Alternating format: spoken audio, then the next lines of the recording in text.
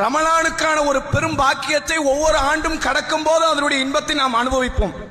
இந்த மாதத்தில் பெரிய அளவில் வேலைக்கு போக மாட்டோம். சொந்த கடையா இருந்தால் நிறைய லீவு வரும். ஆனால் இந்த மாதத்தில் தான் பரக்கத்தும் வரும். இந்த மாதத்தில் அதிகப்படியான உணவுகளை எடுத்துக்கொள்ள மாட்டோம். ஆனால் இந்த மாதத்தில் தான் அதிகமான ஆரோக்கியத்தையும் பெற்றிருப்போம். இந்த மாதத்தில் தூங்குவதற்கான நேரங்கள் பெரிய அளவில் இருக்காது. திடீர்னு பார்த்தா நைட்டு 12-1 மணி வரைக்கும் ஆயிரும். காலையில சகர்ல எந்திக்கிறதுக்கு அப்புறம் தூங்க முடியாம கூட போயிடலாம். தூக்கம் குறையும், ஆனால் ஆரோக்கியத்திற்கு பாதிப்பு வராது. இதையெல்லாம் அல்ல இந்த மாதத்துல காட்டுறான். ஏன் காட்டுறான் தெரியுமா? நீ உழைத்ததால் உண்ணல, அதற்கு ஆதாரம் இந்த ரமலான். நீ உழைச்சுதான் உண்றன்னா ரமலான்ல உனக்கு சாப்பாடு இல்லாம போயிருக்கணும். நீ பட்டினி கிடக்கிற, கடுமையான சோர்வுல இருக்கிற, கடையை மூடுற, ஆனால் பரக்கத்தை நான் கொடுத்துக்கிட்டு இருக்கிறேன். நீ இரவுல பெரும்பாலான நேரம் தூங்கல, ஆனால் ஆரோக்கியத்தை நான் கொடுத்துக்கிட்டு இருக்கிறேன். நீ பெரிய அளவில் இந்த மாதத்துல சாப்பிடல, ஆனால் ஆரோக்கியத்தை நான் கொடுத்துக்கிட்டு இருக்கிறேன்.